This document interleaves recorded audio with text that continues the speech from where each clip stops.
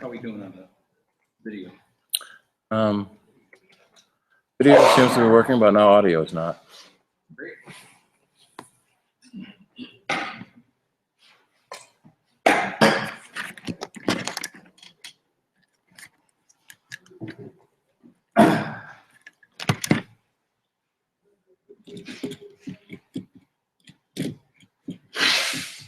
All right, well, why don't I start off with my holiday gift guide here.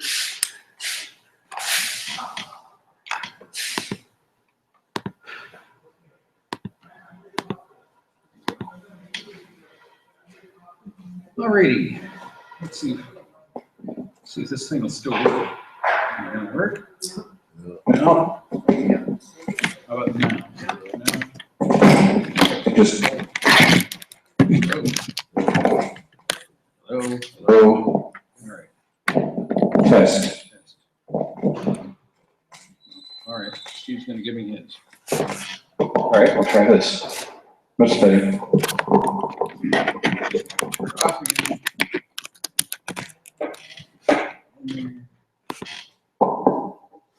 All right, we're going to start off our 2015 holiday gift idea guide here.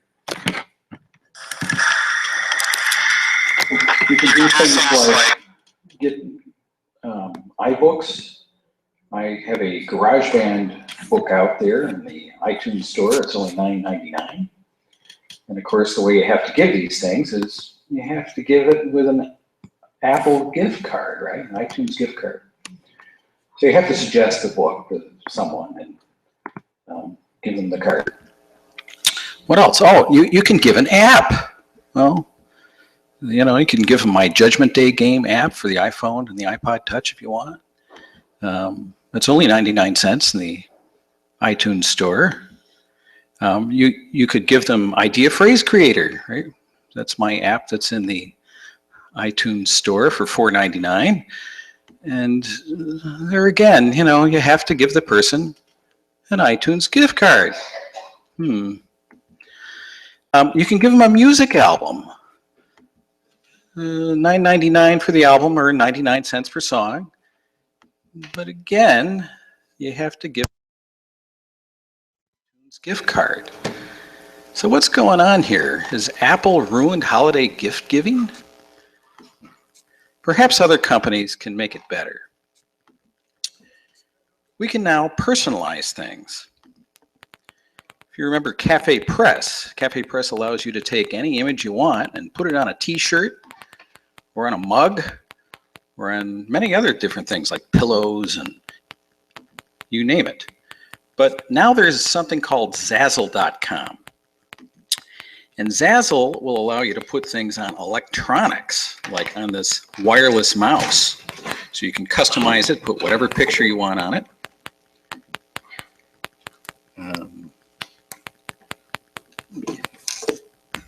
Sorry, this is a problem. You can do custom cases and covers, like for the iPhone or the iPad. You can put it on skins, sleeves, speakers, USB flash drives, on phone pouches, chargers, headphones, and power banks. Well, what else is there? Well, there's still some new gadgets too. So what do you think this thing is? Any guesses? Headphones? That's a pretty good guess, but they're a little special. They're bone conducting headphones. And so it kind of bypasses the ears. It goes directly from the bones, you know, to your inner ear there. And the advantage of that, of course, is that if someone had a hearing problem, they'd still be able to use these headphones and they could, you know, hear. Also, if you don't have a hearing problem, well, this allows you to play your game and yet leaves your ears open so that you can hear when someone calls you for dinner. You can also get this at Amazon.com. There's another version of it for $80. Okay, that's all for me. We're taking suggestions from other people out of our audience here. Who has one? shouldn't have that. Well, you shouldn't ever wear headphones for driving. But this fact is that you can actually hear in addition to the content. Those don't cover your ears. That's true, they don't cover your ears, but I would really check the law before trying to do something like that. Probably the law hasn't been written for the technology yet. All right, who else has some gift suggestions they'd like to come up and show? You can just go to the internet and show whatever. I like the new Apple TV. Okay. I don't have one yet, but I hope that Santa is listening.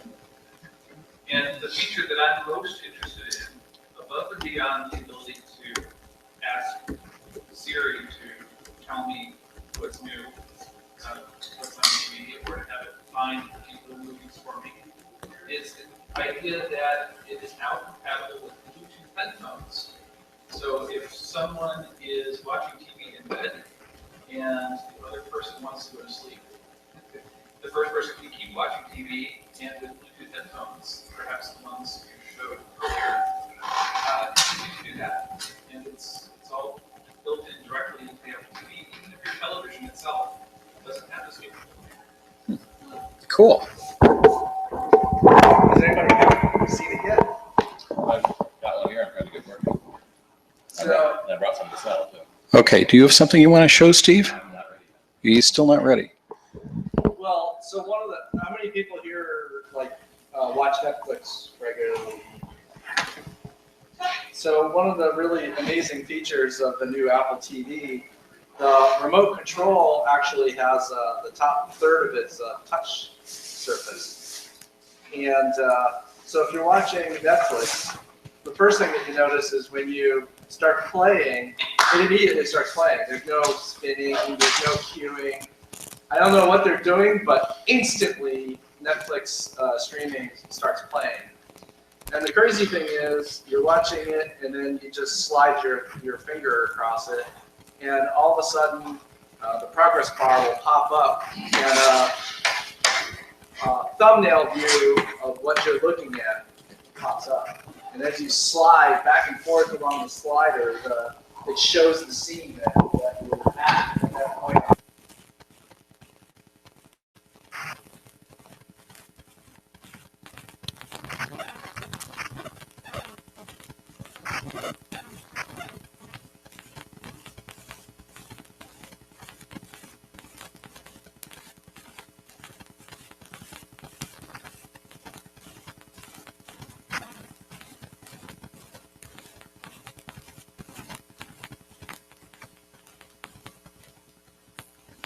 All right, thank you, Kevin. Anybody else have a gadget or a gift idea they'd like to share?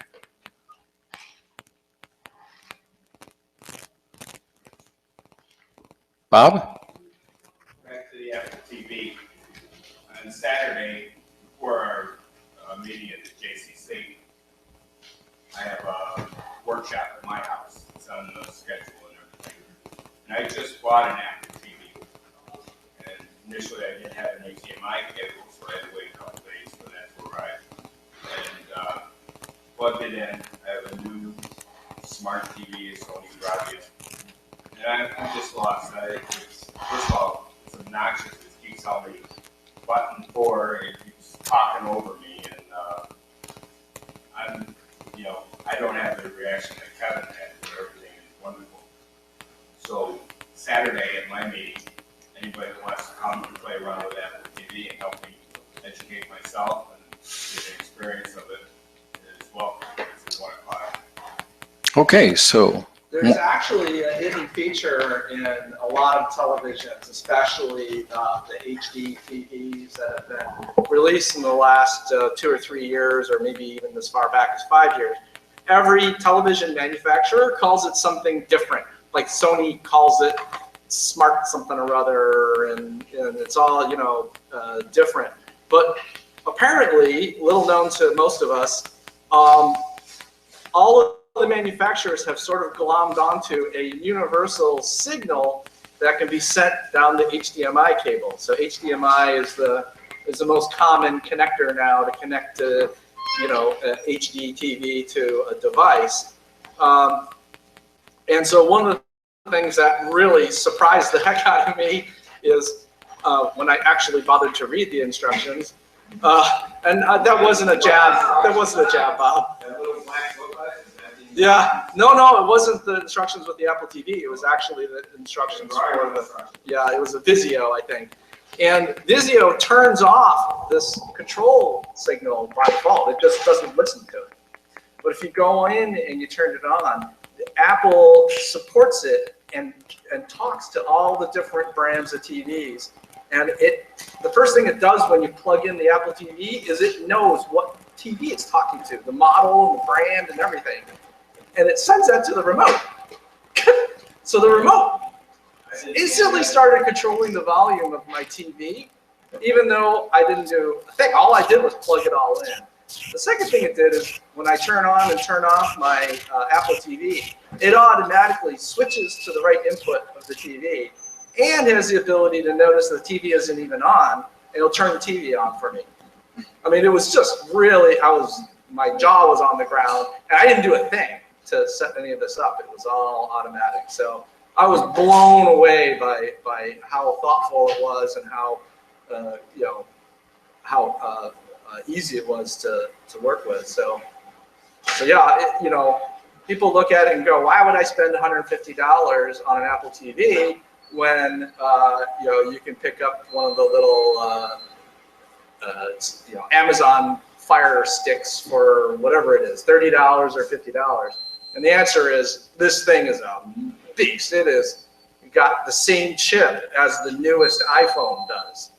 Well, I mean, it's. I have a question, but if I buy it, I already have a smart TV that shows me Apple and Netflix and stuff like that. I'm thinking, is this redundant for that?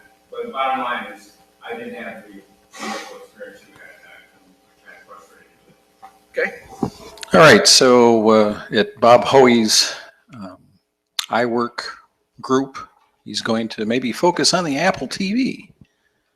And you folks can do that workshop with him. All right, Steve, how are things going?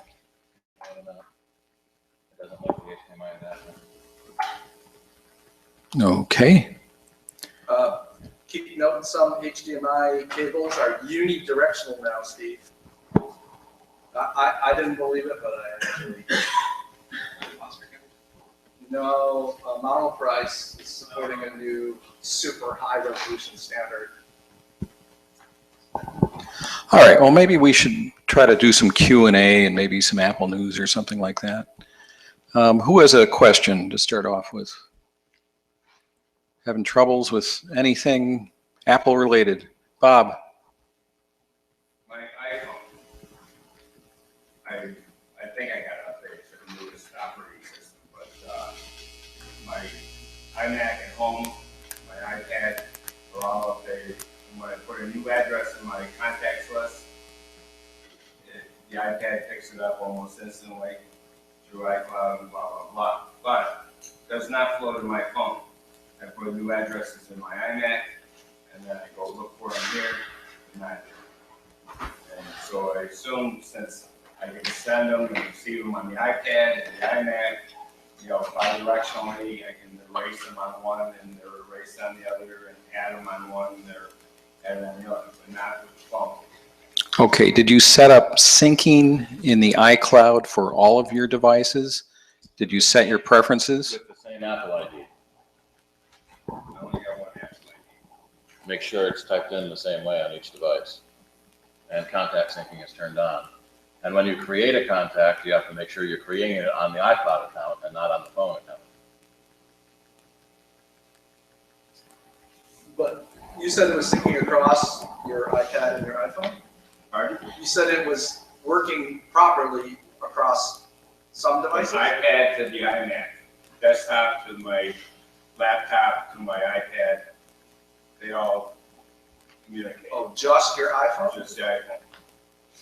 So I assume it's set up right on the iMac, because the iMac and the iPad work flawlessly. Yep. But it's not picking up on the phone itself. You're, When I add an address to the phone, it doesn't flow to the others. you may be adding it to the phone and not to the iCloud. So when you create the address, you have to pick which account you're putting it on. Yeah. Or I you- picked the contacts and I put it in. I don't know where to pick the. You go back to, I don't have a phone, so I don't know what the name of it is, but you have to go back that lists all of your accounts and pick the account you're using. There's a setting for defaults. Yeah, you can change your default account in the settings app. He's got iCloud, it shouldn't, you can't not. No, you can be saving the data on the phone only and not on the iCloud account. By picking the phone account from the list and not the iCloud account from the list.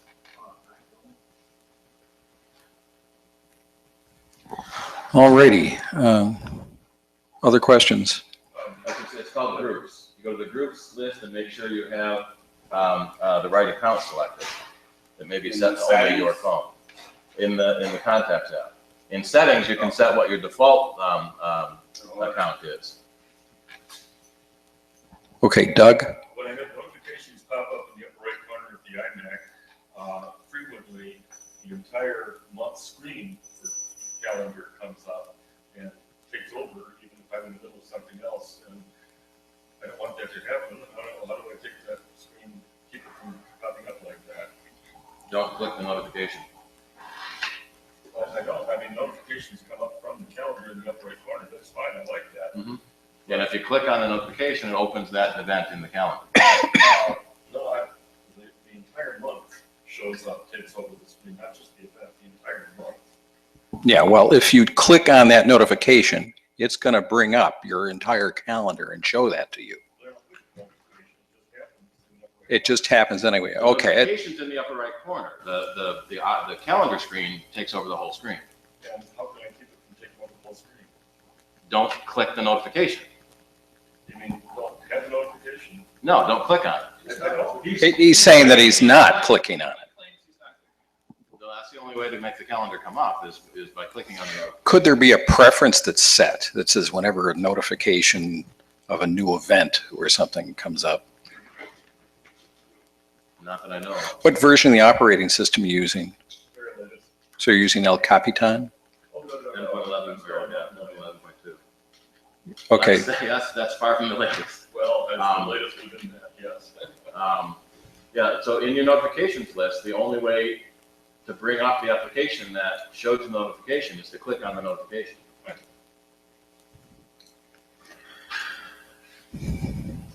I would check the preferences for your calendar. Make sure there's not some weird checkbox somewhere that says, always bring this up whenever there's a notification. Are you using the calendar app? Yes. Well, that's the one at the bottom of the screen that comes with.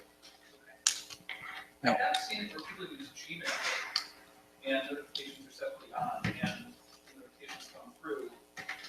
And if a meeting is coming up soon, the web browser will come to the front and show the entire month at a time as well. Maybe that's what's happening.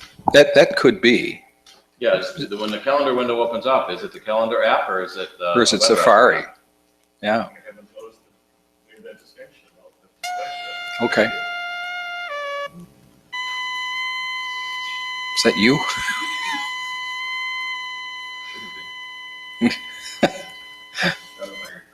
Yeah, it's definitely Steve.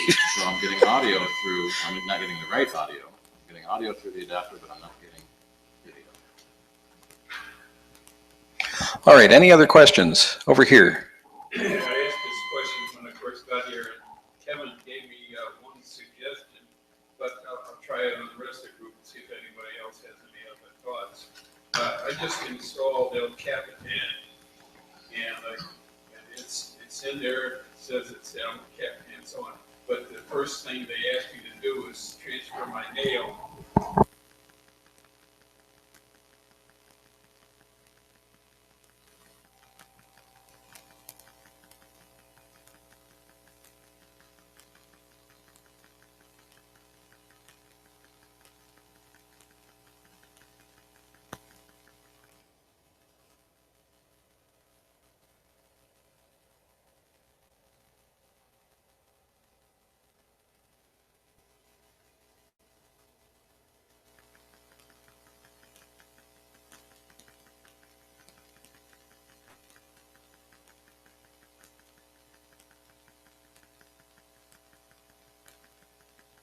It's not saying memory, it's saying disk space.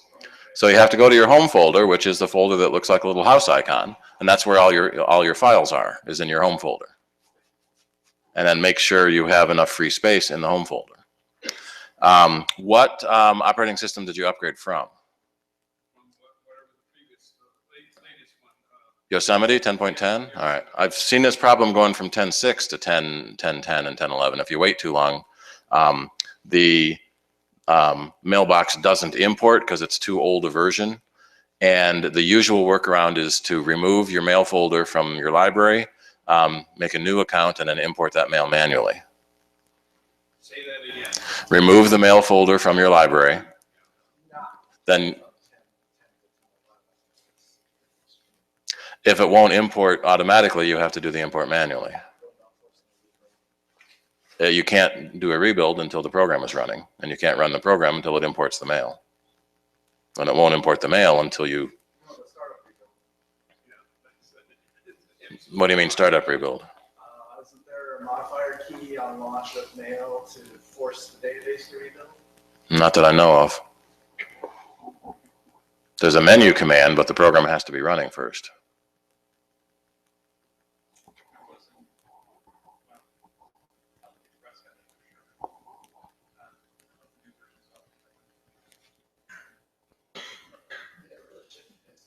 It's a pretty minor.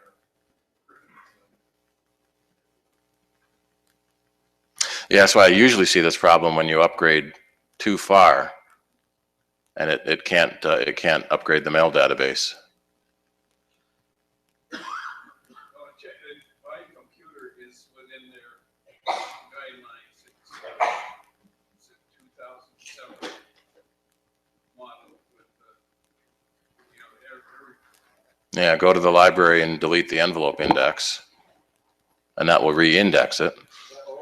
And then if you delete the entire, not delete, but move the mail library, the mail database out of the library, and then when you launch the mail app, it will create a new library, and then you can import all your old mail manually.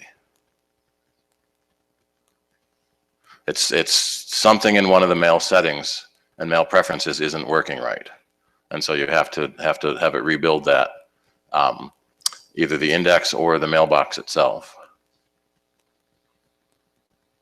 which is tricky to do when the program doesn't run, so you have to do it manually. Yeah, in the mail program, you choose rebuild, but if you can't get in the program, you can't rebuild it.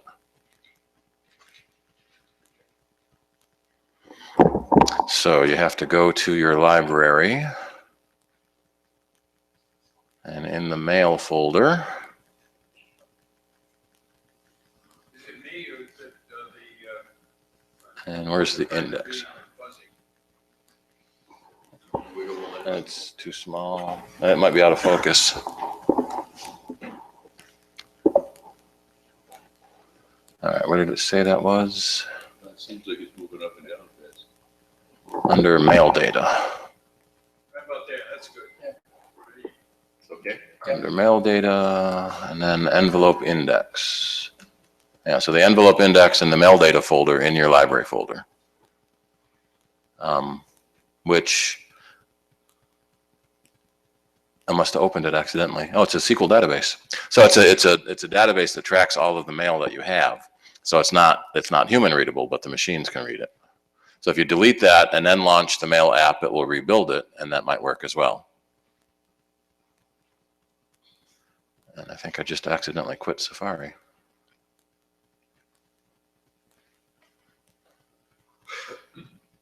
Do you know how much mail you had in the mail program?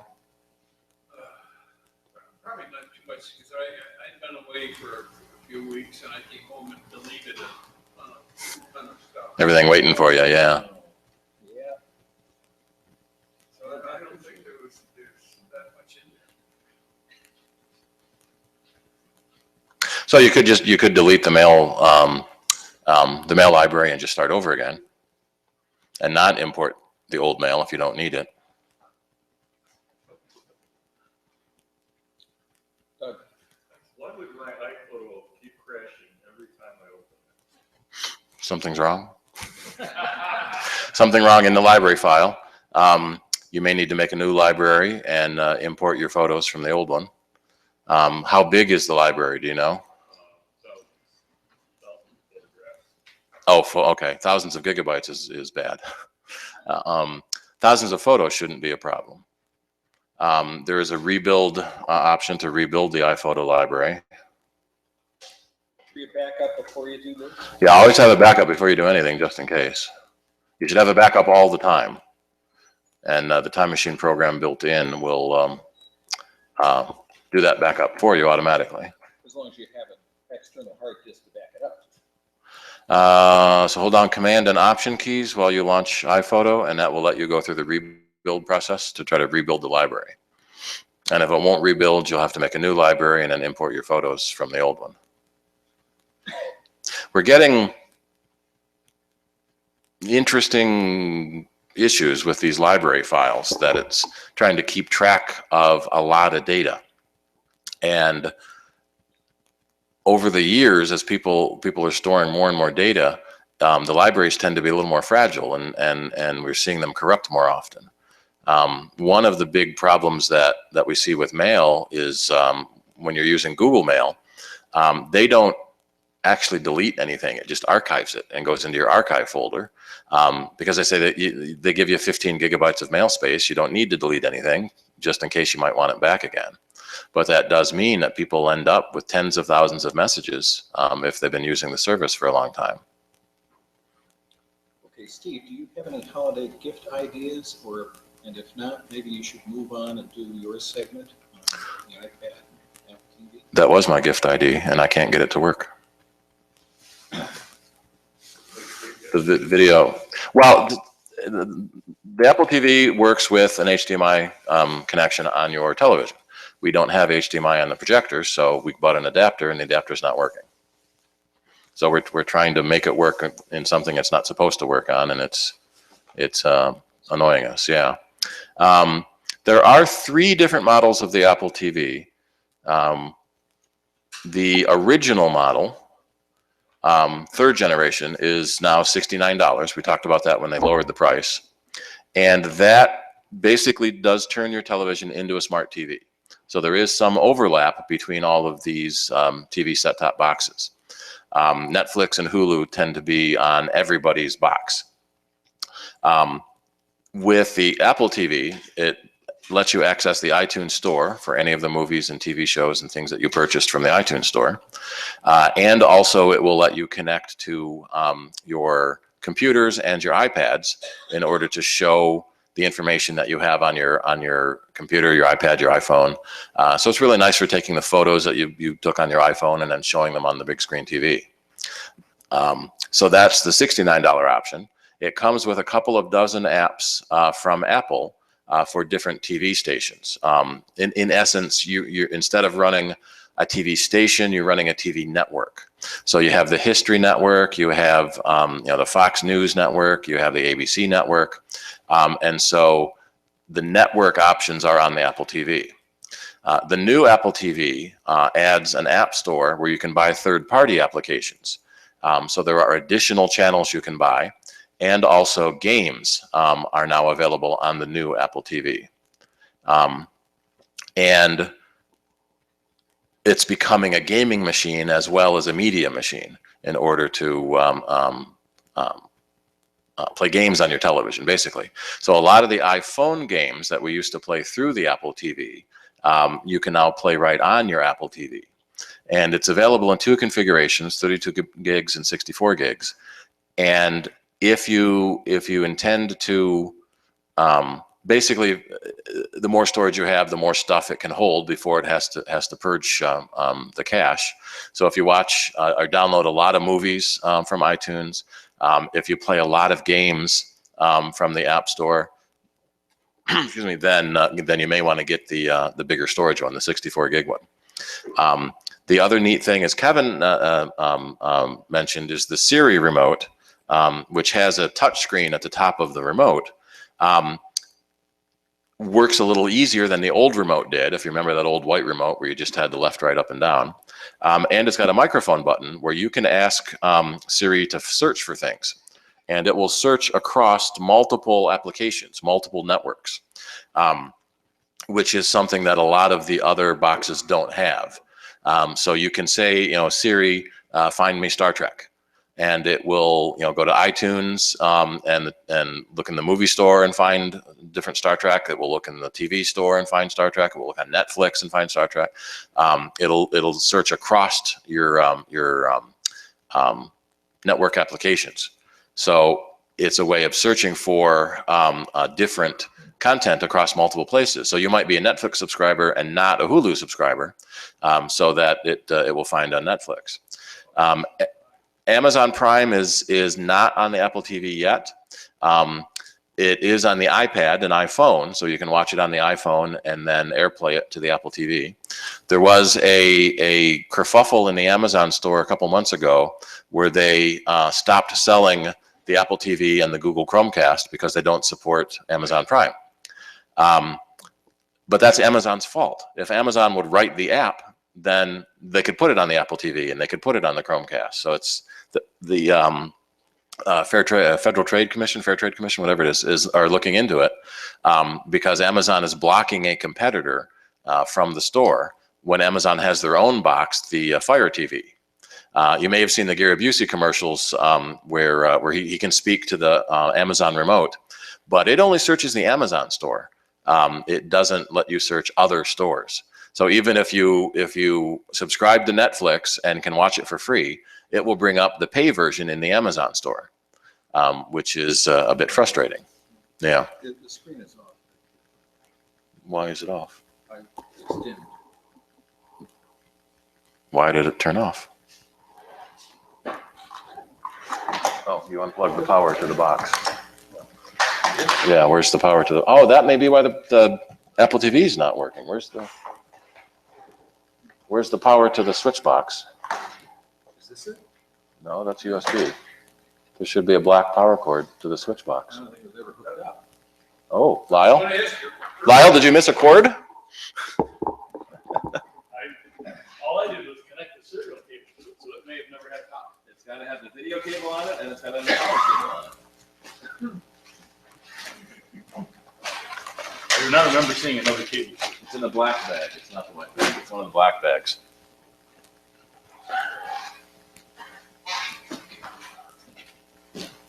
Well, there's another black bag somewhere. Where did that black bag go? Yeah, that's it.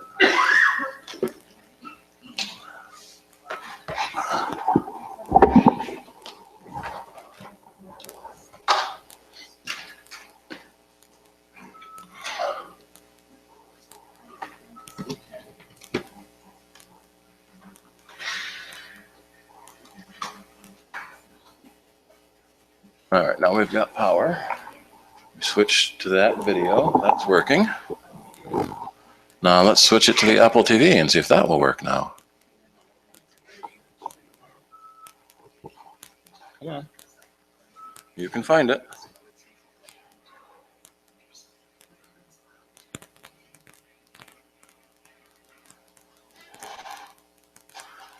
We still may be in the problem where it doesn't like the adapter, but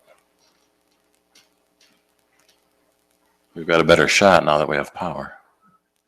Should we take a break now? What time is it? It's almost. Yeah, actually the Apple TV still won't work. I'm wondering if the new Apple TV doesn't like the adapter because that was designed for the old Apple TV. Should we take a break so we can settle some of the technical issues?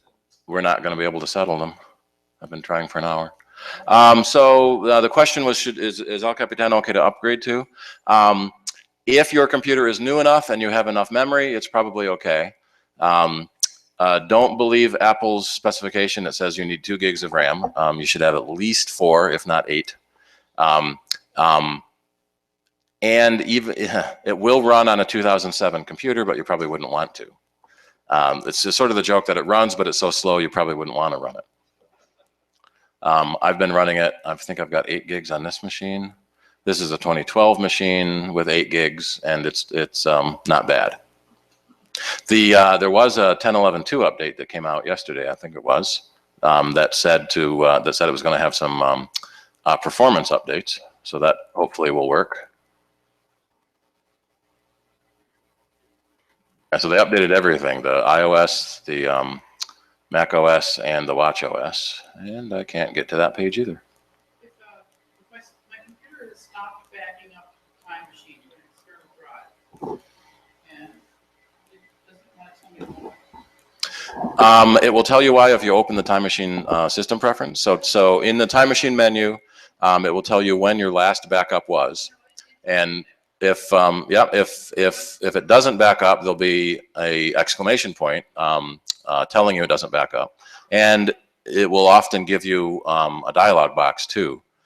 You can open the Time Machine preferences, and it'll generally be in the Time Machine preferences. There'll be a red exclamation point that will give you what the error message is.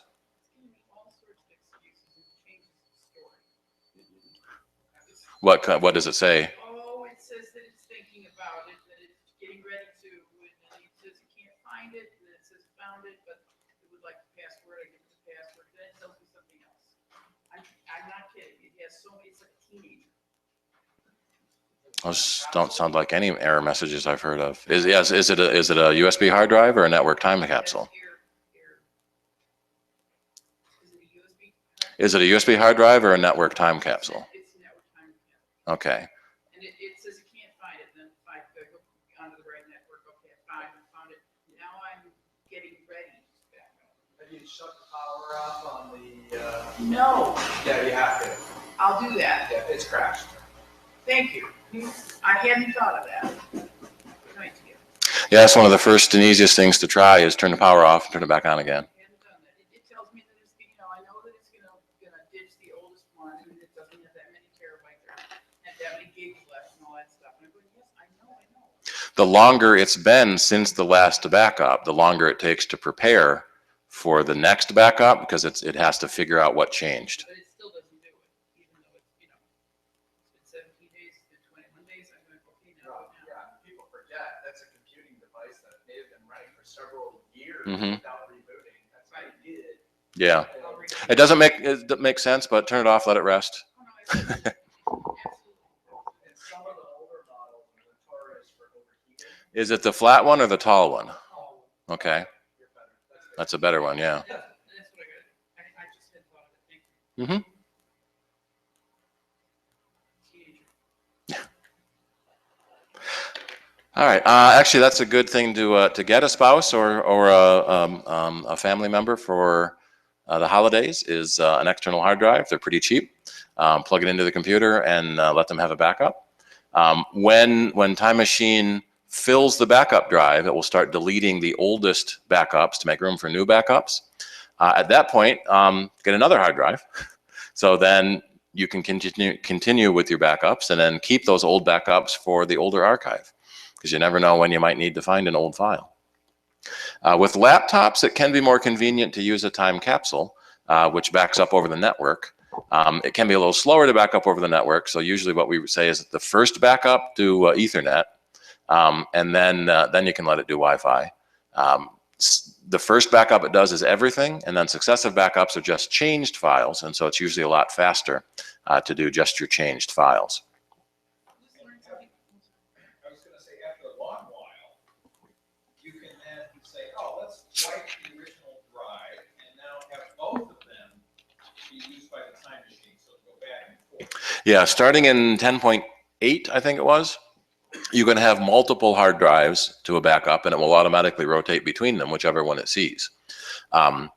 So if you have a home business or use your computer for business work, you want to have multiple backups. Keep one in a data-ready fire safe. Maybe keep one out in an outbuilding.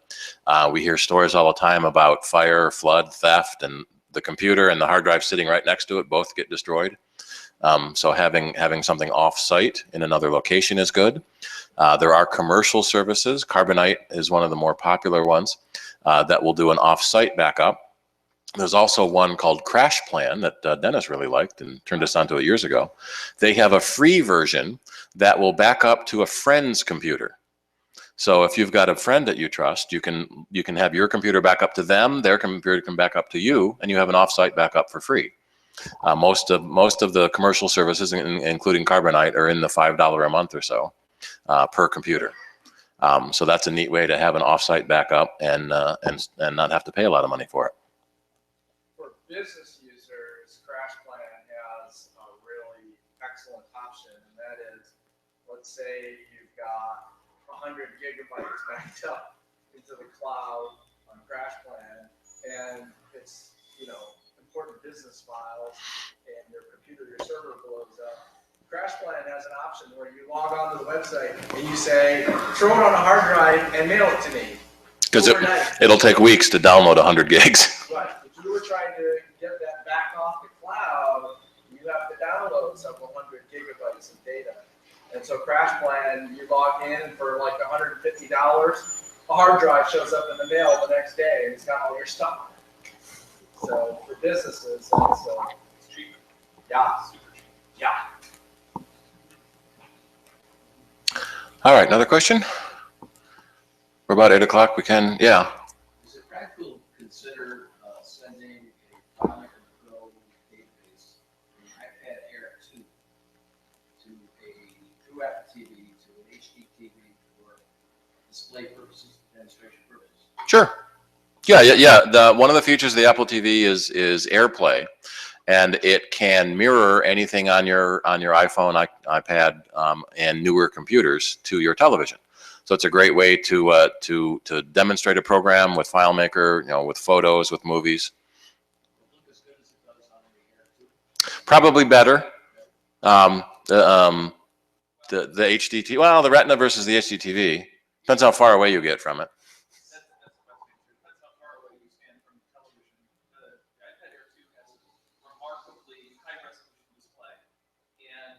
And you usually look at it from like a foot away. FileMaker has 1920 pixels across by 1000 pixels down, so its resolution is kind of limited. But if you have a moderate-sized TV and you stand more than 8 feet away, your eyes probably not notice a significant difference. But it's a little bit. Try not to use super tiny fonts in your layouts, and I'm sure Kevin has. Which yeah, that's sort of good in general. Don't use too tiny a font, then you can't read it on screen. Well, so one of the great features in the newer versions of FileMaker is they have all of these templates, and they have what are called style sheets. And so in the templates, you say, I need a starter template for an iPad. And it knows all the dimensions, and it actually, all of the text and all the buttons and everything you would interact with, they're all automatically sized to an appropriate size. And that's just a big boon, because designing for an iPhone, iPad is a whole different world from designing for a computer screen. And so that's a really big feature. That's the biggest thing you can do is to use the templates that help you size everything so that the visibility is much better, like Dennis says. All right. Yeah. All right. Why don't we take about a 10-15 minute break? We have refreshments out in the back. Donations are welcome to help offset that cost. If anyone wants to renew their membership, you can come up and see me. I can give you your expiration date and take memberships. And when we come back, we will do a Dash with Cash with Lyle. All right. Thanks a lot.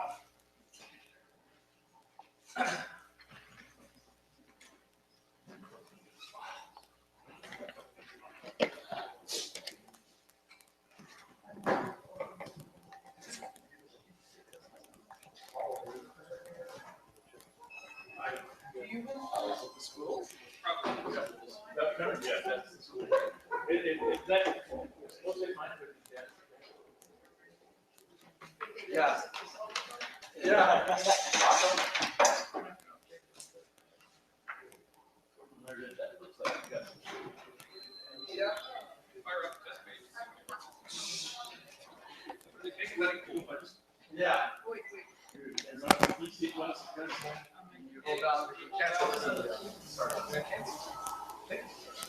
or the.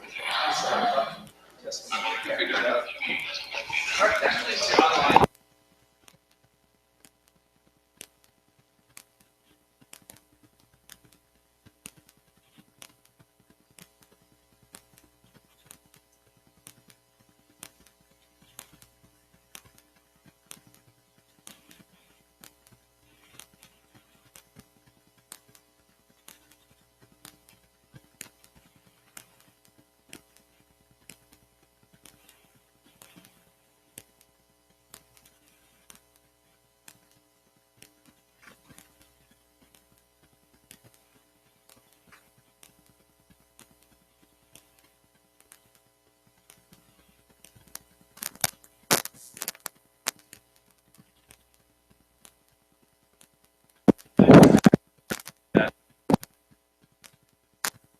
What I like.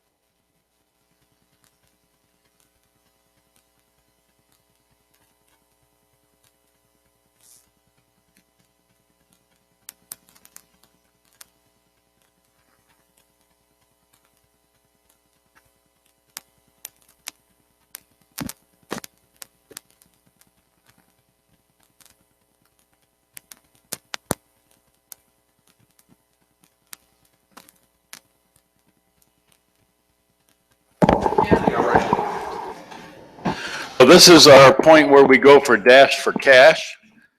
As usual, the things that we provide do not come with a warranty. That said, there was an excellent question raised because the second item we have is this monitor sitting in front of me.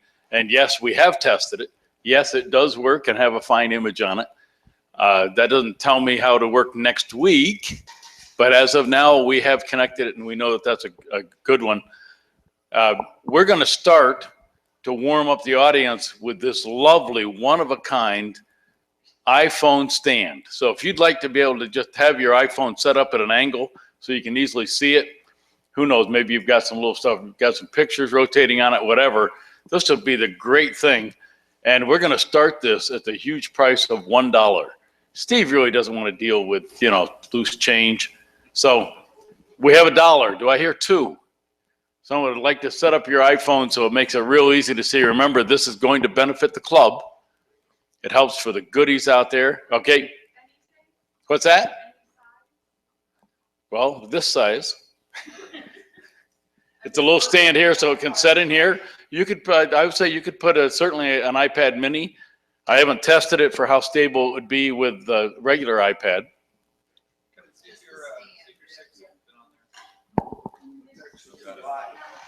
I've got a full size. And it comes with a carry pouch. A little carry pouch. So we have $1. Do we have $2? We have $2. $3?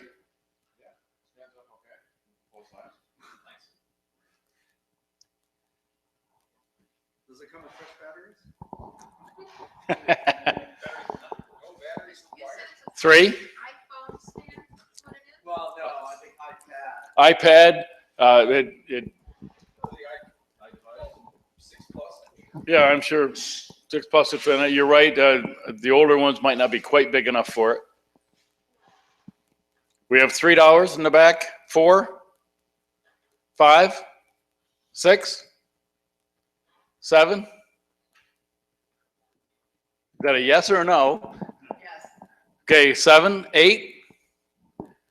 Going once at 7. Okay, we have 8, 9. Going once for 8. Twice for 8. Sold. The beautiful young woman in the back for 8. Just see Steve. He'll be glad to take your money. Now that was the warm-up. I actually measured this and was surprised. The diagonal on this is 17 inches. It was bigger than I thought it was. It is a square display. I didn't look to see if there's a year printed on it, but as I said, we just fired it up so we know it works. As always, we say these don't come with a warranty. Someone mentioned that they had picked up something, got home, and it didn't work at all, which is obviously not the intent of this. So we fired it up and we know it works. We're going to start at 20. We really shouldn't go below that for this. This is really going to be an extension. I'll tell you what, having 2 monitors is great. So do I have a 20? Somebody's got to be ready for this for 20. It's nice of you, Sonic. It's one of the top brands. Well, you know what? I'll say 20 to get it started. 25. Call my bluff. I will take it home for 20 if you insist on giving it to me. Okay, 25. 30. We're not going by single dollars yet. This is a nice monitor. Now, come on. There got to be some life in here. I understand it's almost 8:30, past some people's bedtimes. 28. I have a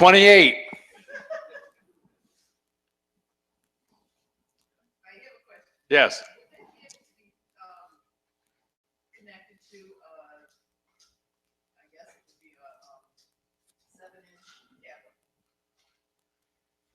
With the proper video cable, yes.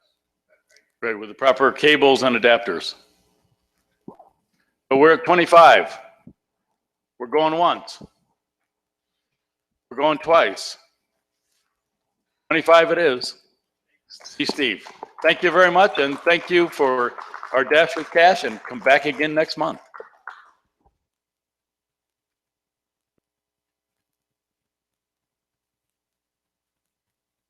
All right. Let me do a quick thing here on the iPad Pro. So some of you may have noticed, I apologize, I didn't realize it was actually on and running. during the first part of the presentation. So this is the iPad Pro.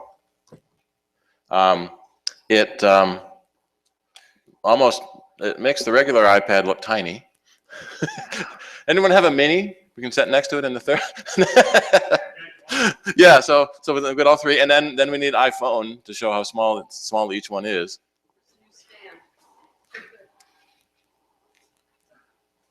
So the Pro makes the big one look like a mini, and the mini one look like a phone. That's neat. Oh yeah, so here's a phone. So Apple has devices starting at 4 inches and going all the way up to 27 inches when you get into the computer. So the phones will start at 4 inches. Then there's 5.5 and 6, and then 8, and then 10, and now 13-inch in the iPad Pro. How does that compare to the Surface Pro? Microsoft has made things a little confusing. The Surface Pro is a tablet similar to the iPad. The Surface Book is a computer similar to the MacBook. One of the things we have seen is that the Microsoft app environment for applications hasn't really caught on. So there's a few hundred apps available for Windows tablets, but not the millions of apps, hundreds of millions of apps, I think, available for the iPad. And many of them are optimized for the big iPad, the former big iPad. And now that the iPad Pro is out, we're going to start seeing more apps getting optimized for the bigger screen. The one thing you might notice off the bat is that the icons on the home screen are the same size as they are on the smaller iPads. There's just more space around them. So we're starting to see developers have started using some of the bigger space available. And I'm going to play this video. It's about 3 minutes. To amplify this, to put it on a much larger scale, we designed iPad Pro. It begins with a 12.9-inch Retina display on an iPad that remains remarkably thin and light.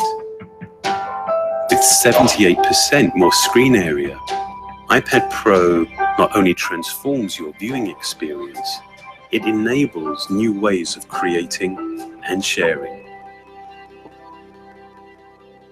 To give multi-touch a greater level of precision, we completely re-engineered the touch subsystem, increasing the sensitivity of the sensors and doubling the touch refresh rate.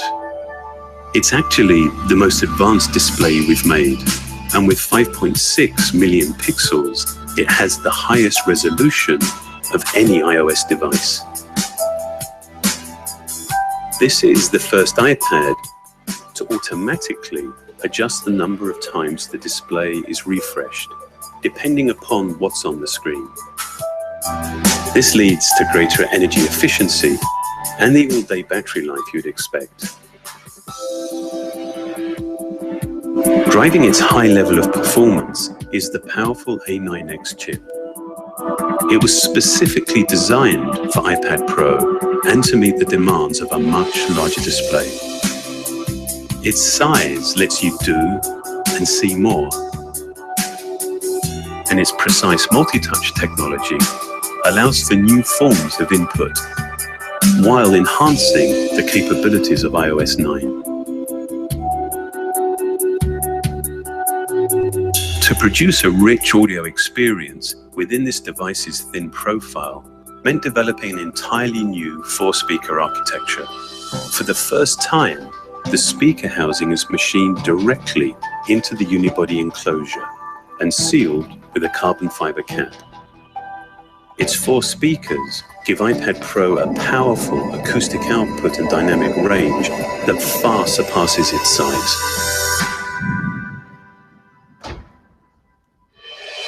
With people using iPad in more and in different ways, we wanted to enhance its flexibility.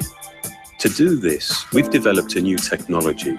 Its magnetic contacts relay both power and data bidirectionally. so you can easily connect compatible accessories without the need for Bluetooth or batteries. iPad Pro enables tools and interactions that just haven't been possible before. iPad continues to transform the way we do things. Our goal in designing iPad Pro was to engineer a device that allows you to be more productive, more creative, at an entirely new scale. Do you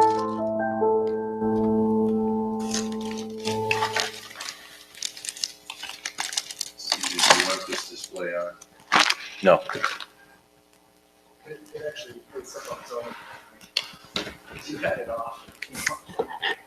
Yeah, it's our floor demo, so it runs demo-ness. So because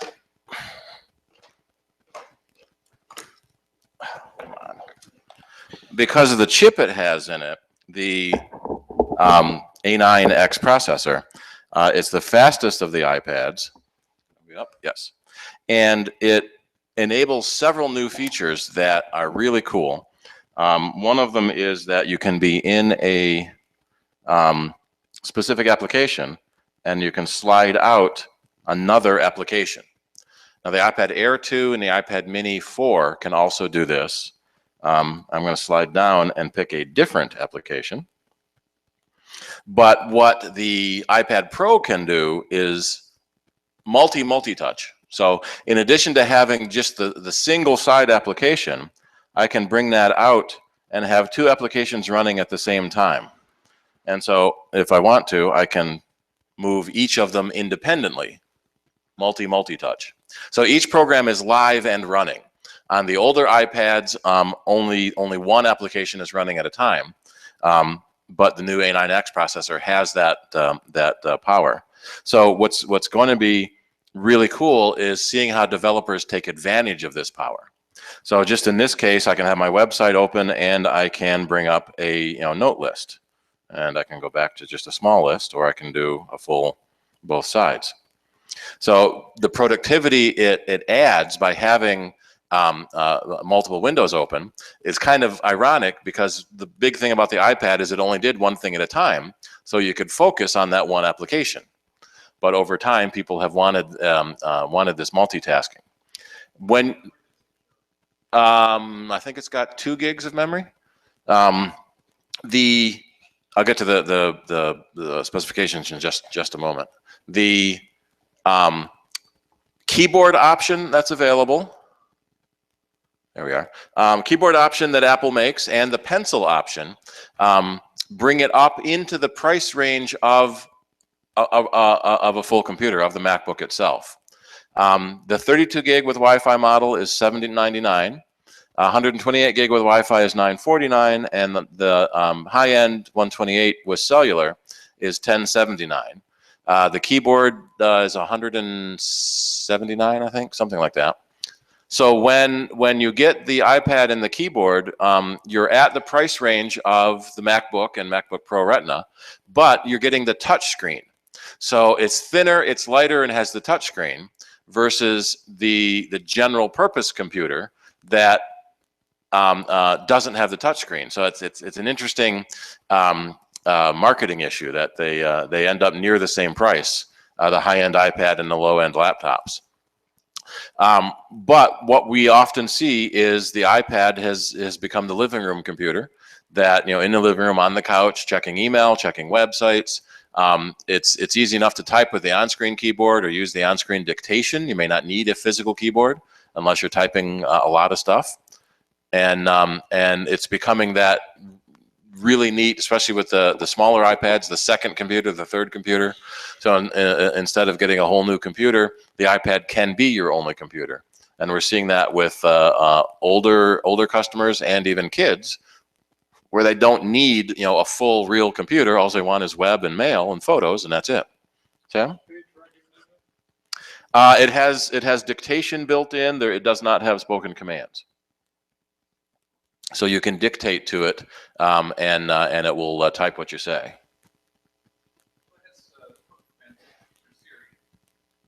Well, yeah.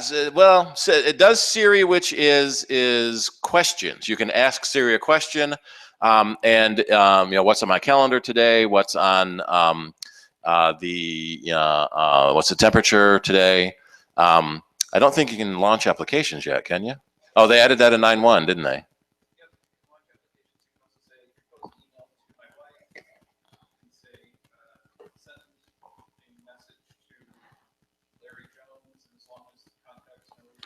Oh, I have to connect to the internet. Oops, settings. So each version of the operating system has added more and more spoken commands into Siri, yes.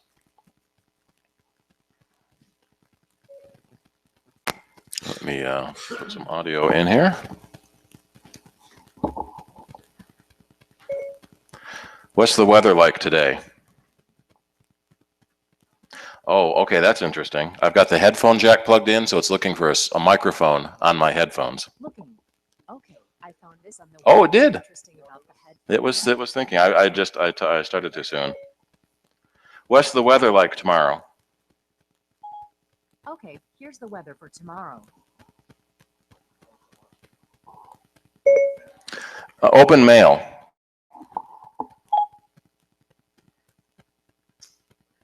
And there's my mail. We don't have mail set up on this.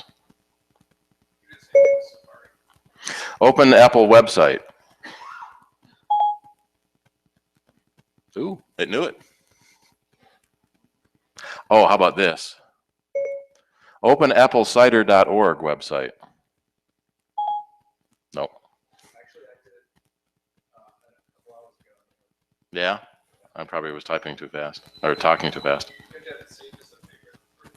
Or maybe have to be a bookmark. Yeah.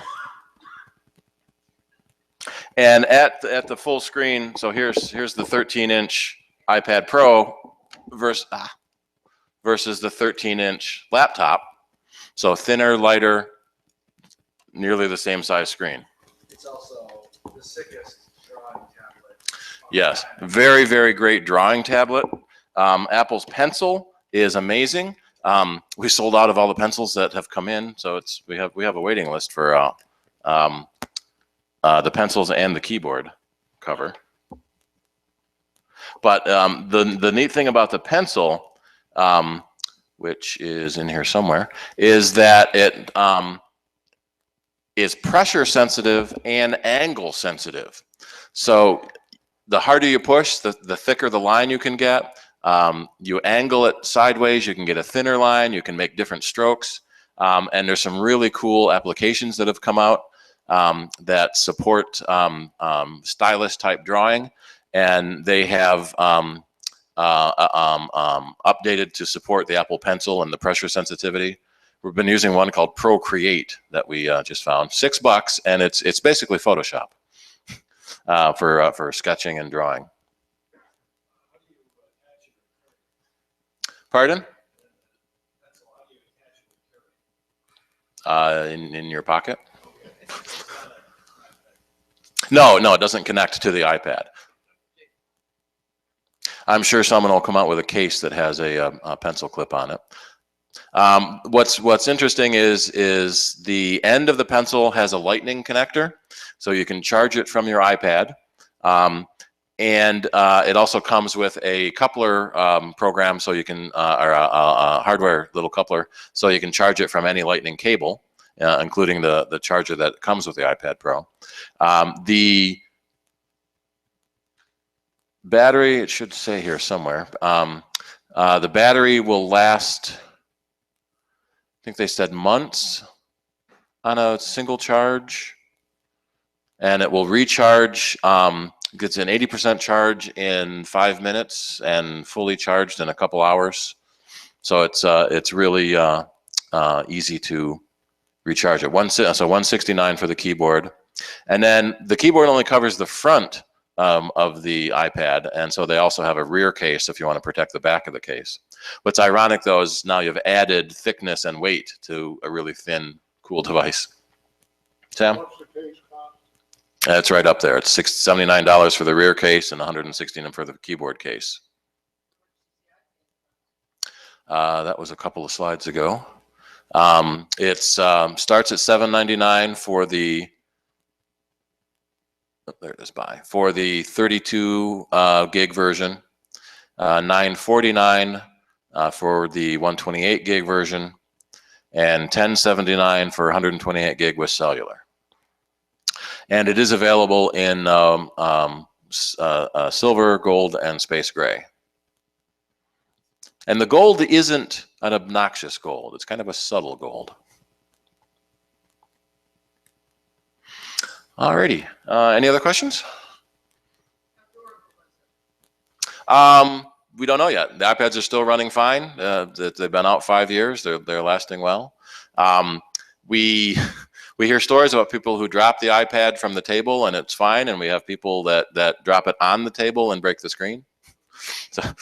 So it depends on how it falls and what it falls on.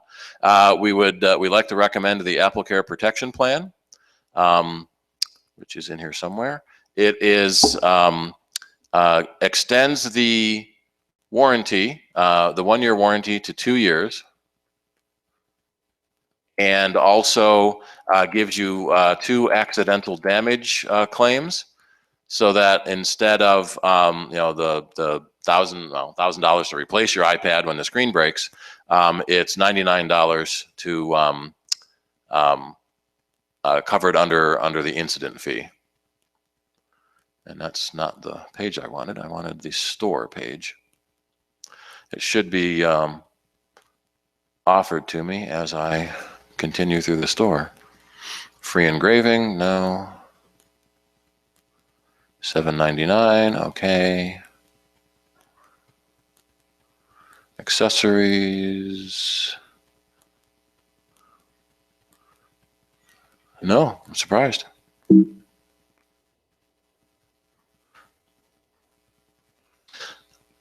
The Office 365 subscription is kind of a pretty good deal now. $99 a year, and you can put it on 5 computers, 5 phones, and 5 tablets. So if you are a multi-device household, that can be a pretty good deal, rather than $150 per device. Office 2016 is out, yes.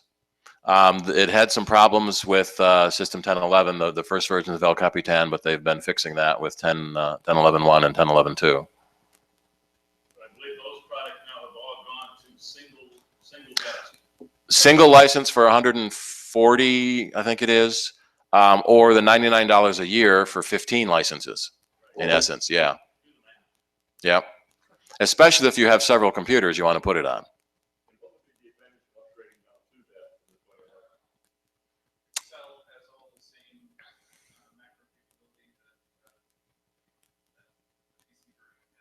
They've added more cross-compatibility with the Windows versions. We're going to have a presentation in a month or so, I think, on the new Office suite and what's new in each of them.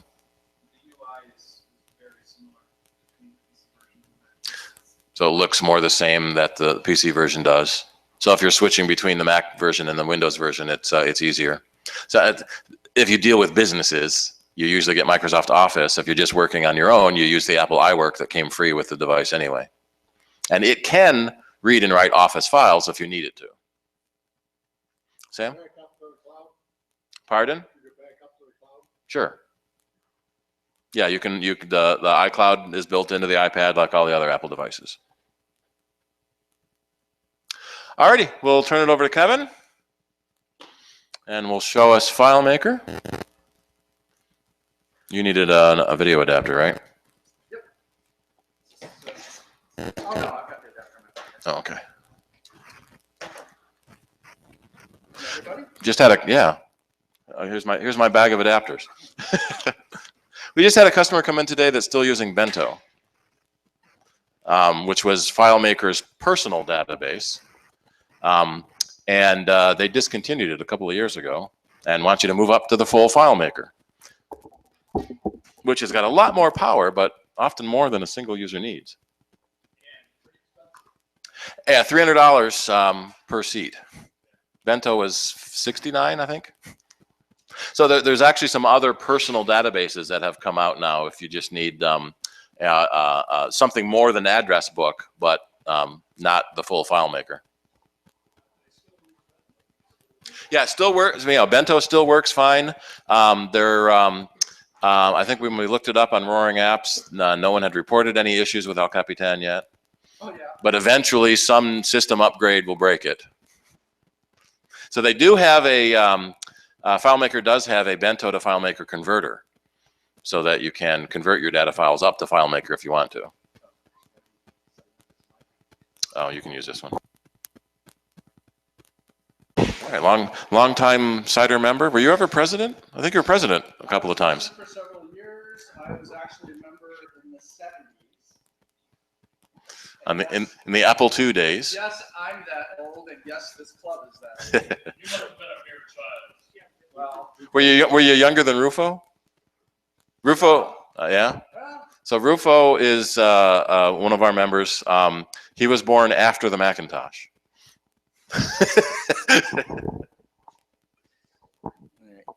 this probably ought to go in the mic.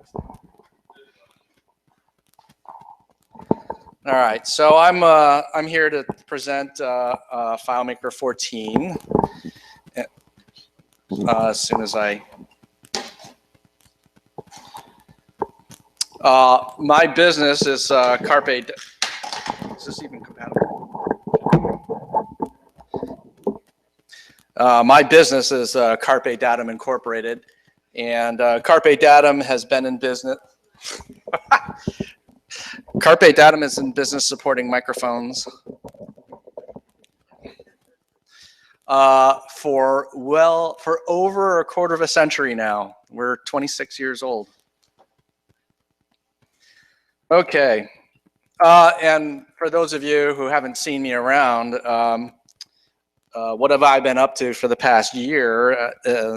This is all personal stuff. First, I got engaged in Yellowstone in May, and then we had a very nice wedding at the Frank Lloyd Wright Boathouse in Buffalo. We rented it out, and I haven't been kicked out yet, and it's been 2 months. So, and for some strange reason, in this picture, we caught Rufo making some kind of awful face. We have no idea what he was looking at or why he was doing that, but Rufo in a tie. yeah, that's the other shocking thing. And his beard is trimmed and his hair is short. Yeah, probably. He got all cleaned up. All right. I liked the quote. I didn't wasn't too picky about the source. You probably all know who Carly is. She ran HP into the ground. Yeah. All right. So, sometimes we leap into these presentations assuming that everybody knows everything about the world of computing. And so, first off, I'm going to take a step back. FileMaker is a whole bunch of things, but in essence, its core is it's a database. And if you're not in the business world, you may not know what a database is. And in fact, I had that problem when I first went into business years ago. The very first conversation I had, I was talking about a database, about FileMaker as a solution, and the client didn't know what a database was. So that was my first lesson. But basically, it's just a way of organizing a large amount of data or a small amount of data, but it's an organized system for storing and retrieving information at its most basic form. More importantly, it's not just about storing it like a squirrel who's hiding nuts and has no idea where to find them again later. Really, all this stuff that I do is all about effectively sharing and communicating with other people in the organization, and now with the web, with customers and other people. So it's a communication tool. When I started out doing this, it was all about the data, right? I'm a database consultant. Clearly, it's about the data. And then, after I got into it for a few years, I realized, well, you can have all of this data, but if people can't figure out how to use your database, then you kind of failed. And if they get frustrated with it or can't find what they need, then that's not a very useful thing. So, my business evolved to accommodate user interface, and we're all fans of a good user interface. We appreciate Mac's simplicity and consistency. And so as my company evolved, user interface became an important thing. It affects how people perceive the product even. But that's evolved still yet again. And so now, and I'm glad to see these changes in the industry. So now the word that people use, and it's not just a term, but it's the user experience. So we used to say UI for the user interface, and now the buzzword is UX. And UX is the user experience. And that's where you're not just designing a pretty interface, because the pretty interface may just be gibberish to people. If they can't wrap their heads around what it is they're supposed to do with your screen, then you haven't really accomplished much. It might be pretty and it might be easy to understand, but if they don't know what they're supposed to do, once again, you failed. So the user experience is all about is a programmer's responsibility to consider, yet another buzzword, cognitive load, right? And so with cognitive load, you're trying to anticipate what the user is thinking, what they're trying to do, what are their workflows, what are they trying to accomplish, and you need to design your user interface so that it's very simple. And to get from point A to point B, some of these monstrosities of software make you do 14 steps. So streamlining the user experience is where you say, well, this is done 5 times a day by 20 people every day of their working day. We need to streamline that, and optimizing the user experience might mean you drop it from 14 steps down to 2. And the difference in the amount of effort and thought and cognitive load on your users is amazing, and people are much happier to see when you walk in the door.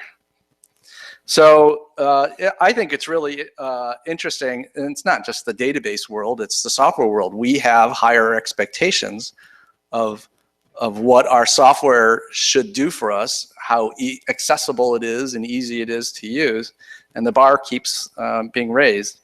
But I'm very happy to see that, in the database world or in custom application development, that you're thinking about how is my user going to use this. That's really, that's the starting point now, not the end point, not an afterthought.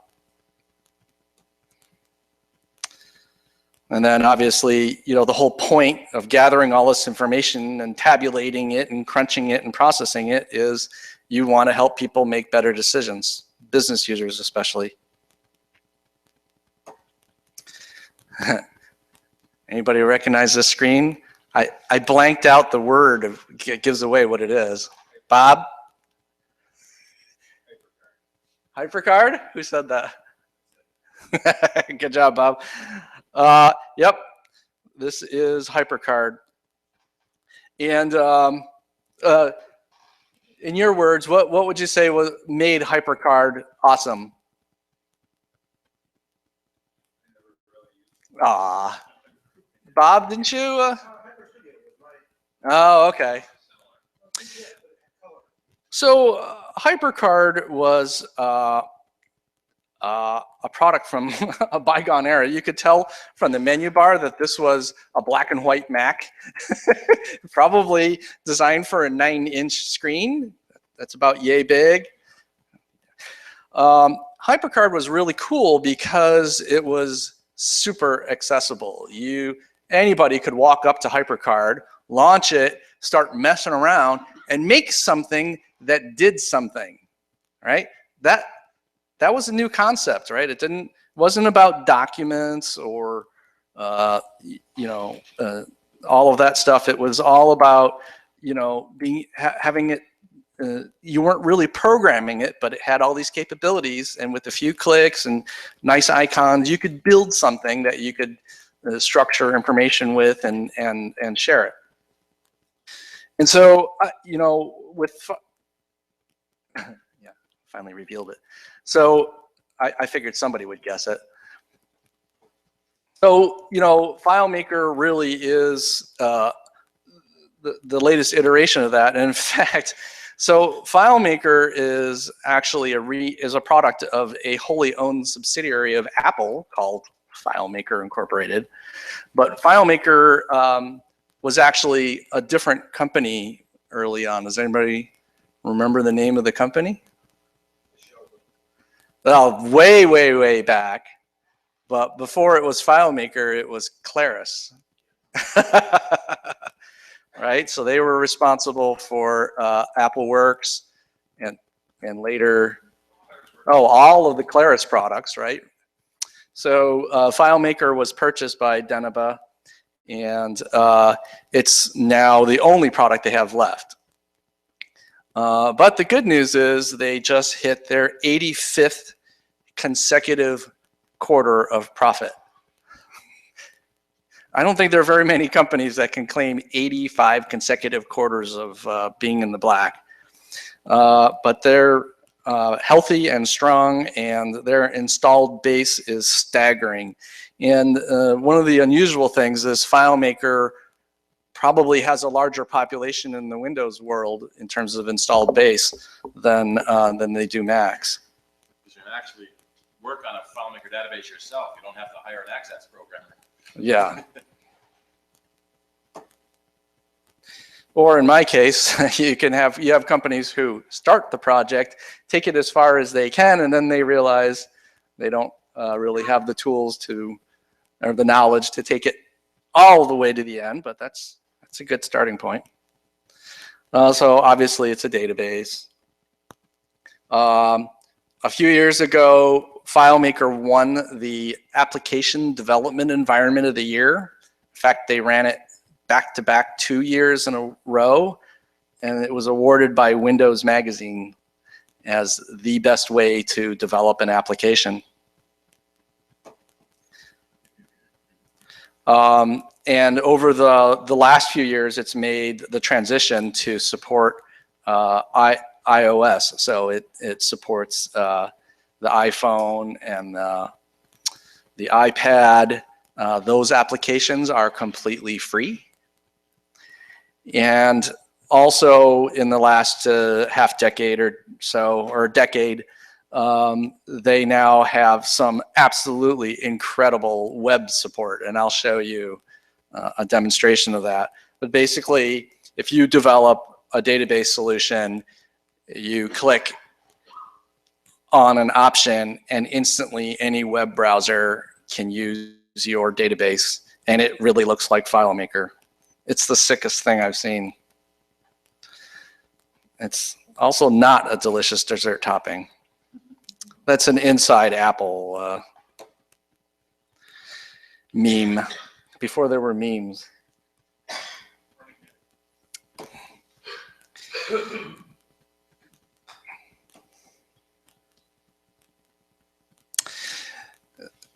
Yeah, so what distinguishes FileMaker is it is very strong on not just the data, obviously that's important, but the interface, the user interface is really sophisticated.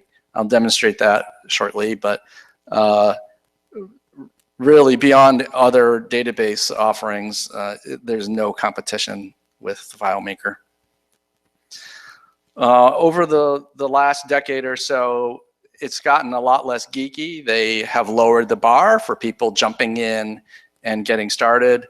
There are apps, just like a lot of other Apple products, there are numerous templates to get you started, and these templates are absolutely gorgeous, and professional developers have spent, you know, hundreds or thousands of hours putting them together, and they're a fantastic starting point to get your feet wet and to not go crazy with the design. It's already designed for you, and you can just build upon it.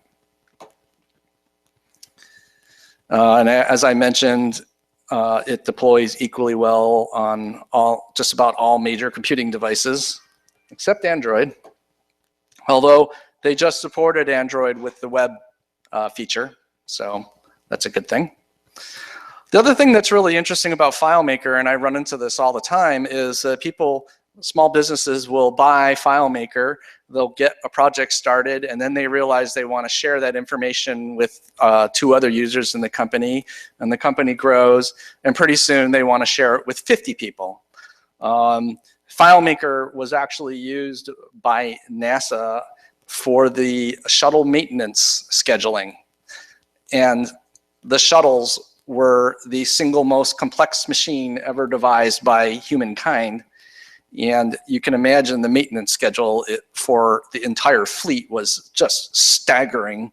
NASA was using FileMaker to track all of that. The biggest licensee is actually, I think, the NIH, National Institutes of Health, and they have, I think last count, 35,000 seats.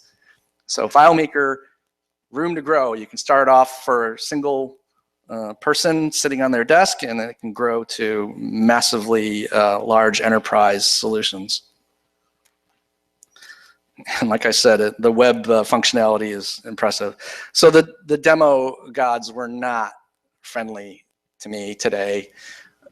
I will not be able to demonstrate any of my solutions, any of my demos on the iPad, unfortunately. And my web server is not behaving either. So I do have a web demonstration though, at least. Okay, so enough of that.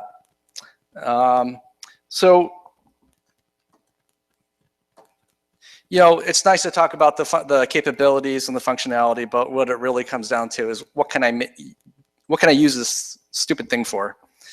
And this, oh, is that showing okay? Good enough? How did I get cut off on the left edge? Weird.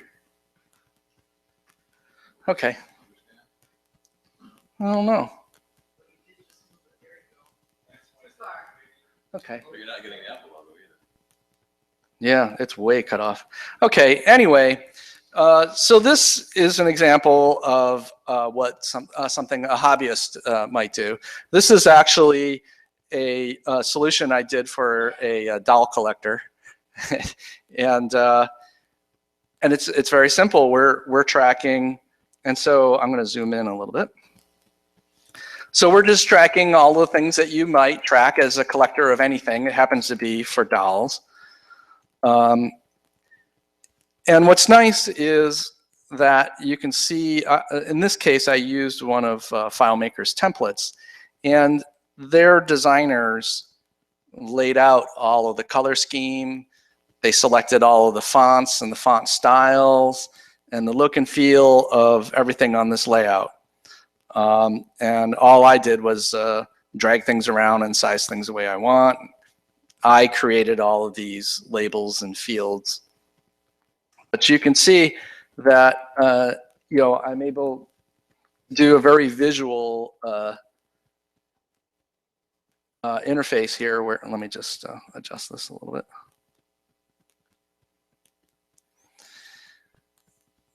So with the doll, we were able to lay out all of the descriptors and characteristics of all the different body parts, and really put something together that looks pretty professional. I think I spent about 3 to 5 hours putting this together. It was really, really quick. And it's something that even if you aren't a database developer, you could probably sit down and have a couple fun weekends putting this together and have something that's really seriously functional. So in this case, you know, part of the expertise that I brought into this was having, you know, the client think through all of the information that was important about the doll, and things like, you know, where is it right now? In this case, it was loaned out to the Rochester Museum and Science Center until March. And then things like appraisal histories. But this wasn't stuff that she really thought of until I asked her all of these questions. You know, what's important to you? What happens over time? And do you want to record a history of things, or do you just always want, you know, the latest information about it? And the history is important. You know, being able to see that the appraisals went up from, you know, $300 to $3,000 in the world of collecting. You know, it's really critical to have proper insurance covering all of these high value items.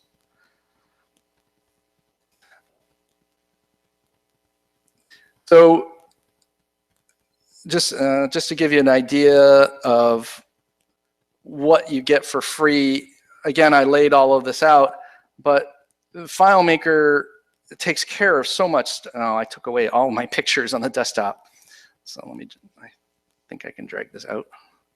So if I have a photo, another photo of Goofy, I can literally pick it up off the desktop, drag it into this section for photos, and add it in, and immediately start typing. You know, if I were writing this as a software developer and programming that functionality into a Mac app, that would probably be about a month's worth of work. So, you know, as an application environment, you know, being able to just throw all of these tools together and drag everything around is really fantastic. And again, back to the user interface and user experience. You know, when you work on a Windows machine, the odds of you getting an error message in the form of a dialog box that pops open is astronomical. You probably aren't going to last more than 10 minutes before you get a message that pops up. And in the world of user interface, that's really bad. It's an all stop, because you cannot interact with the software anymore until you respond to that question. And again, in terms of cognitive load, it's off the charts. It means whatever train of thought you had in your head, all of a sudden this message pops up. You have to drop what you were thinking about and say, cancel, okay, I don't know. You've got to read the whole message that says, you know, you did this, or I can't do that. Dialog boxes are really evil. So, you know, one of the things that you can do in a modern piece of software is you can do something like what's called conditional formatting. And so I clicked on the date field, and I'm going to say if the value in that field is less than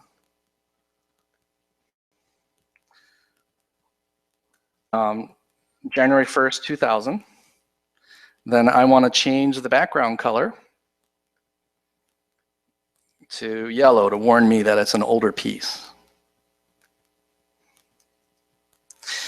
And so very quickly you could see that when I put that attribute on that field, it turned yellow. If I change it to 2002, it should not be yellow. Okay.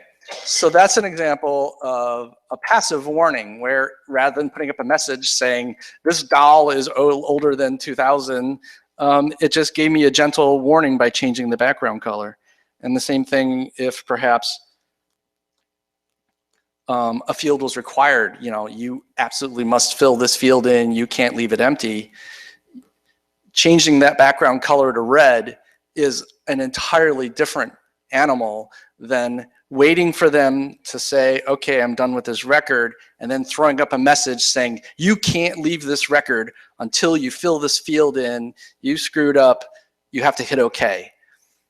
Very, very different animal.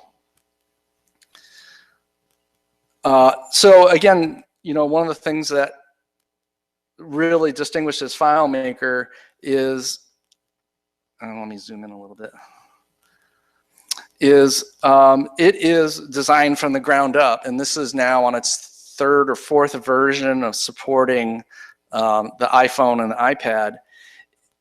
It is wholly designed to support development for all of these different devices. And so you can see this pop up.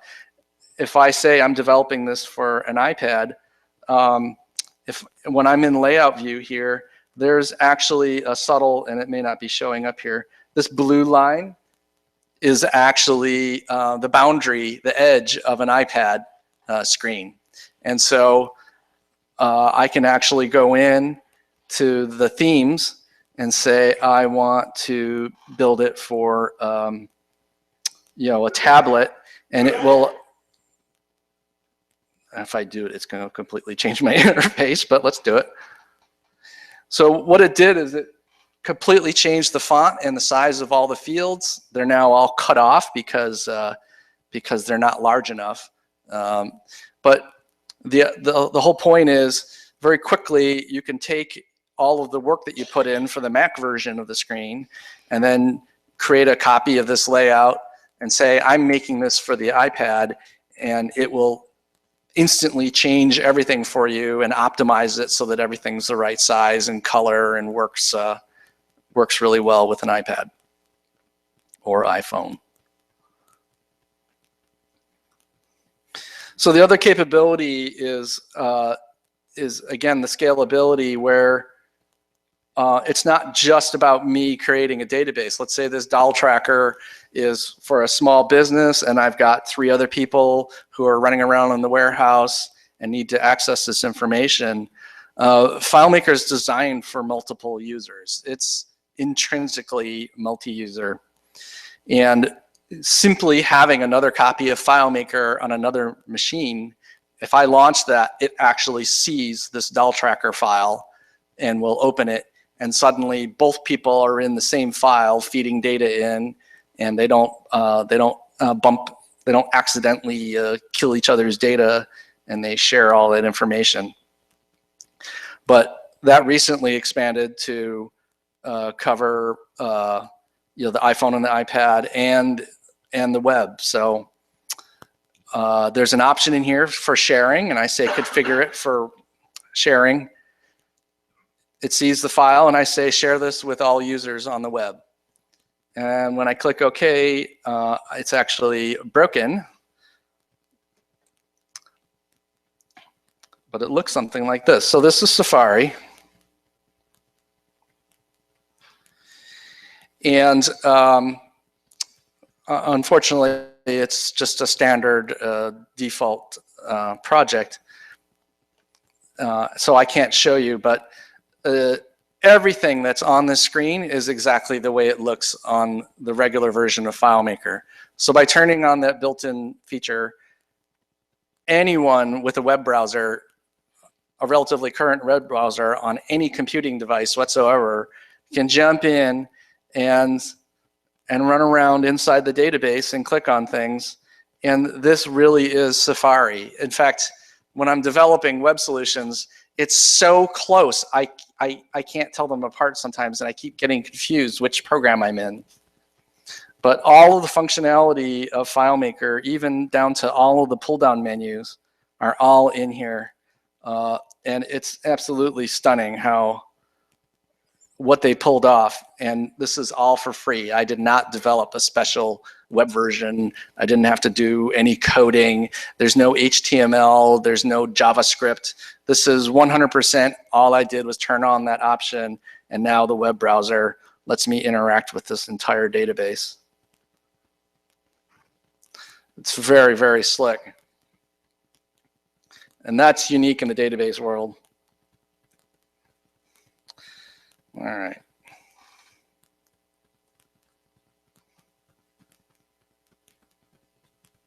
Can't remember what my next. Oh yeah. So at the shallow end of the pool, that's where a home user might dip toe in the water and dabble and put together something useful. On the other, oops, oh, it didn't build out. On the other extreme end is a $750,000 software solution that I built for a printer in Perry. They produce everything from labels that you might see on the outside of a device all the way up to touch panels. And we built, one of the things we built was a scheduling system for the plant. It was dubbed BillBot and named after this guy named Bill, who was the original traffic manager. And you have to understand, Bill was juggling at any given point in time 800 open projects, open jobs that the plant was producing. And each of those jobs could have been anywhere from a 5-hour job to a 1,000-hour job. They're all mixed together. So, you know, when you're talking about trying to plan things and you've got these teeny tiny little things mixed in with these gorillas, it's a horror show. On top of that, each of the jobs had anywhere from 20 to 30 tasks. Some of them had as many as 80 tasks to complete the job.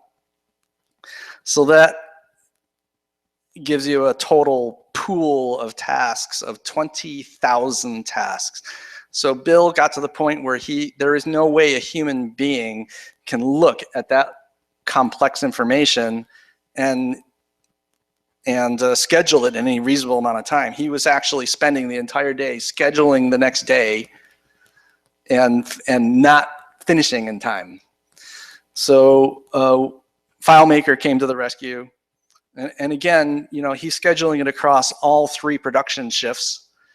And we had 50 different machine centers, so things like die cutting and screen printing and dryers and all that stuff. There were over 100 machines in the plant, and basically he was literally losing his hair. And so the FileMaker solution that we built, and I prototyped it in 3 weeks, and it worked the first time, which shocked everybody, including me. BillBot took all of that information, all 20,000 tasks, and if you can imagine, that's like, you know, 800 decks of cards all laid out, and somehow it has to interleave all of those cards so that everything gets out the door on time. And we estimate that BillBot was making 2.5 million decisions about this goes ahead of this because of this, and this is in the way because that machine is down. All of those things it would crunch through in about 20 minutes. And so it was fast enough that, huh? You put Bill out of a job. Bill thanked me. Bill hugged me. Bill's hair did not grow back, and unfortunately, I adopted that responsibility, maintaining BillBot. So, you know, there's one really interesting thing, and that is, well, you know, how does a database take 20,000 tasks and figure this one goes first, this one goes ahead this one, but then this one has to go out on this date, and so that way I'm going to squeeze this one in here. I mean, that is not a simple thing to ask a computer to do. You know, a human being can look at a whole list of things and say, yeah, I can prioritize that. So BillBot actually relies on a very key calculation, and it's called, and sorry if I'm boring you and I'm going over the deep end, but I think it's really interesting. The BillBot relies on one key calculation that drives all the others, and it's a calculation called the critical index. And the critical index is really simple. It's this job has 200 hours of work left on it, and it's due in 2 weeks.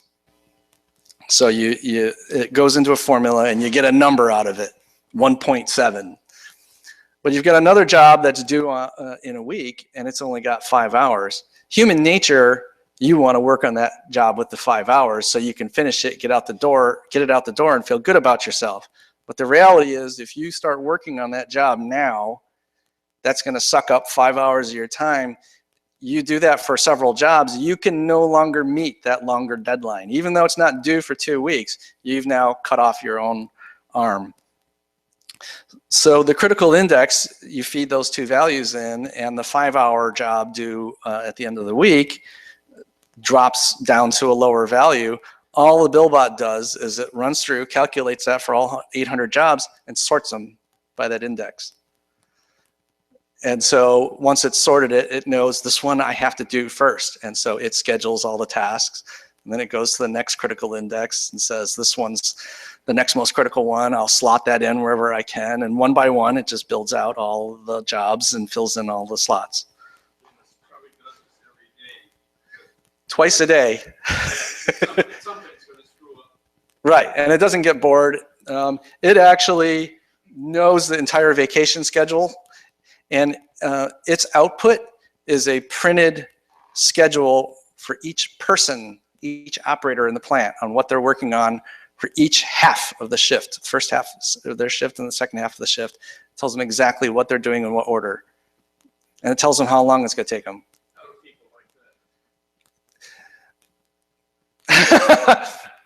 Well, considering Bill's attitude was pretty miserable towards the end, it's much easier to deal with a nice printed out schedule than Bill yelling at you all the time saying, we got to get rid of that job. We got to put this other job on. And then he'd be running around all over the place. It was not sustainable. There's no way a human being can juggle that much information. If somebody calls in sick, does it fix that in the afternoon? Yep. Yeah. And so what's interesting, so that type of software is called an MRP system, for manufacturing resource planning. And the whole idea is that, it knows all of these, the schedule of what you promised, what's due, and it gets the materials here in time, and it makes sure the plant's all scheduled and everything. And on average, an MRP system is probably, somewhere between $750,000 and maybe $5 to $10 million for, a plant of small or medium size.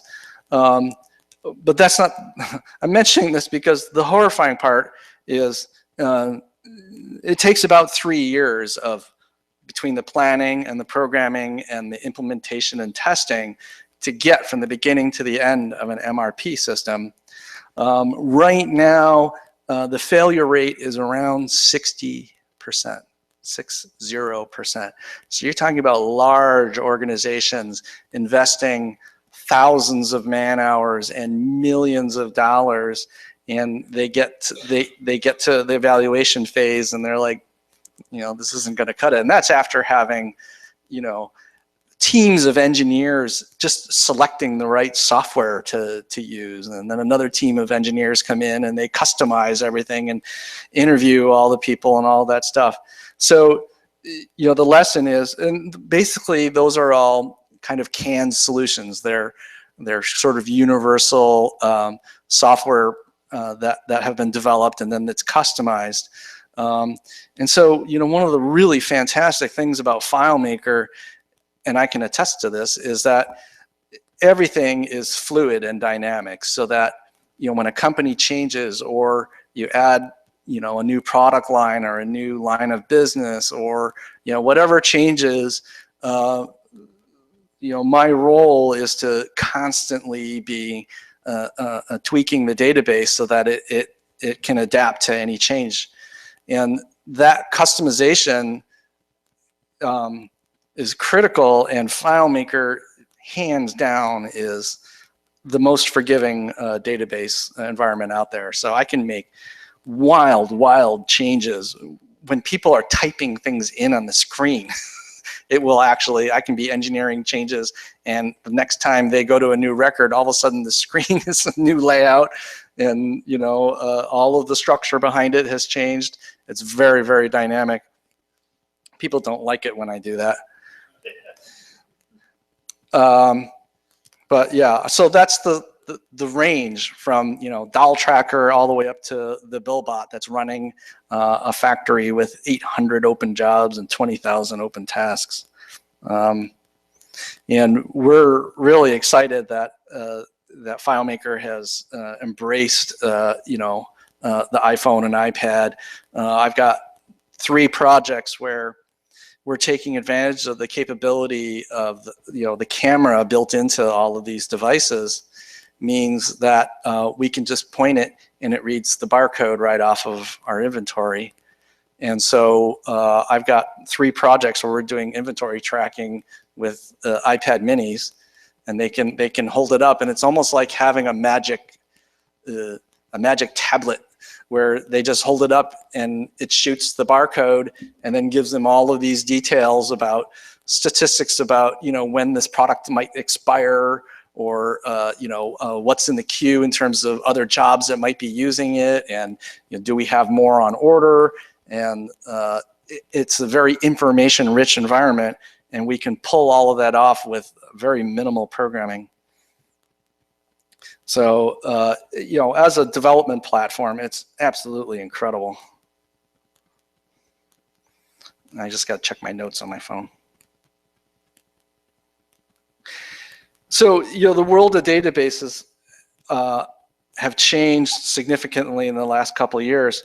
And there are 2 concepts that, So this is an example of the relationship diagram that says this piece of information is tied to this information. And this is a screenshot that I took. It's not the biggest one, but it gives you an idea that there's a lot going on, and FileMaker has been a champ in letting us do just about anything we want on any scale. So what excites me is that, databases in the past were pretty dumb, and it's kind of like having a conversation with Spock. If you don't ask Spock the right question, you're not going to get the right answer, because everything is literal. And so one of the trends and one of the capabilities that's just absolutely fantastic is the databases don't wait for you to ask the questions. We actually have, and this is an example of a report that crunched a whole bunch of data, in this case 400,000 records, and it analyzed it, and it's building all these trend charts. And so what it's comparing is, so knowing the velocity of a car is obviously an important thing, and we all have speedometers, and that's important. But just knowing the velocity doesn't tell you the whole picture. Is that car accelerating or braking? You don't know just by looking at the speedometer. So one of the things with information is we need to know, are there trends forming? Are our sales going down? Is the European division going crazy? And it's important to be able to see this on a regular basis. And so with databases, I can build all of these fancy reports and all of these screens, but if